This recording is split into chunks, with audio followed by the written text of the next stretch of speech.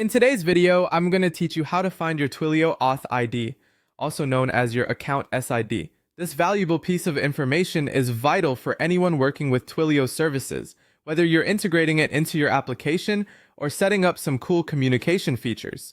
So let's dive right in and figure out exactly how to locate this important ID. We're going to start by getting logged into Twilio. First, you need to navigate to the Twilio Console in your web browser. You might have it bookmarked due to regular access, or you can simply type Twilio Console into your search bar and it should be the first result. Once you're on the Twilio Console page, you'll need to sign in using your preferred method. Twilio offers flexibility here, allowing you to use your email, Google account, or even GitHub to gain access.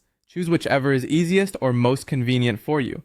After successfully logging in, you'll be directed straight to the Twilio Console dashboard.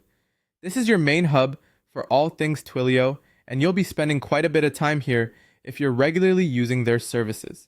Now here's where we want to pay close attention. Right at the top of this dashboard, you're going to see your account SID. This string of characters, which starts with AC followed by a series of letters and numbers, is what we refer to as your Auth ID. It's displayed prominently, so it should be easy to spot. Now, there's another crucial piece of information right below your account SID, and that's your Auth token. This is often used together with your SID to authorize activity within Twilio. By default, though, your Auth token will be hidden for security purposes, which you might have already noticed. But don't worry, revealing it is straightforward. To the side, you'll see an eye icon.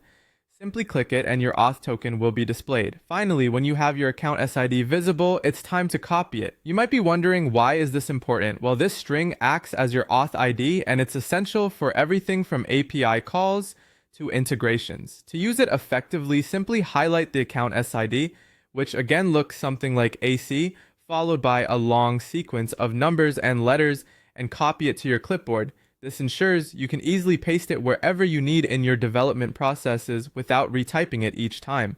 And that's it. You've now found your Twilio Auth ID, also known as the account SID, and you're ready to use it for any integration or API call.